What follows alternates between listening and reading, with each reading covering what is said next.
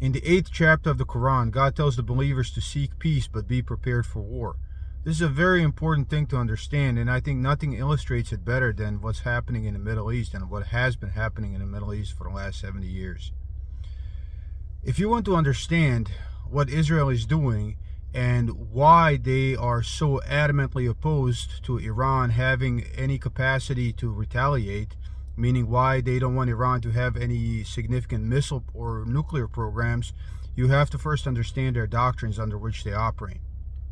The two most important doctrines are the Dahiya Doctrine, which is named after a suburb of Beirut, which basically states that they are going to bomb civilians until civilians turn against the combatants that they are facing. So basically what they are saying is that they are willing to commit war crimes, attack civilians, and destroy civilian infrastructure in order to achieve victory by having the civilians turn against the soldiers, their own soldiers. The other doctrine is escalation dominance. So basically what Israel wants is to be able to hurt somebody else much more than they hurt them. So for every bomb or any act of resistance that happens against them, they want to be able to do 10 times more without consequences. So how does that fit in the context of what happened with Iran? Well, in the context of the Dahiya Doctrine, what they would have done is they would still be bombing Iran if Iran did not have the capacity to retaliate and cause as much damage to them as they did to Iran.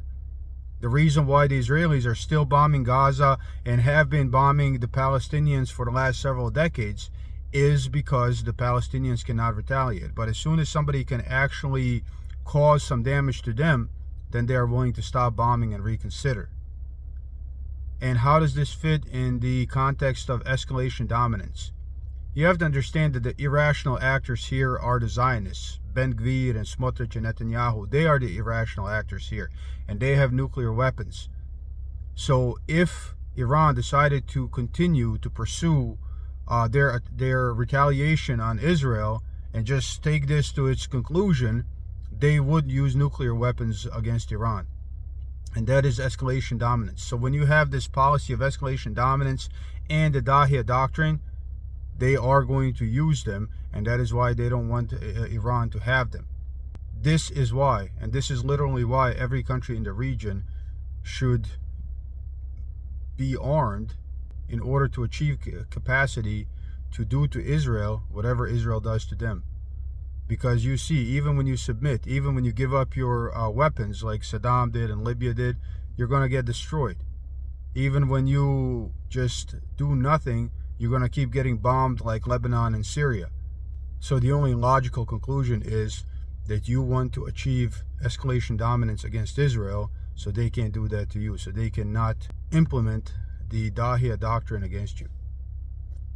Again, they wouldn't be bombing Palestinians in Gaza still if the Palestinians can do what Iran did. It's that simple. Peace be with you.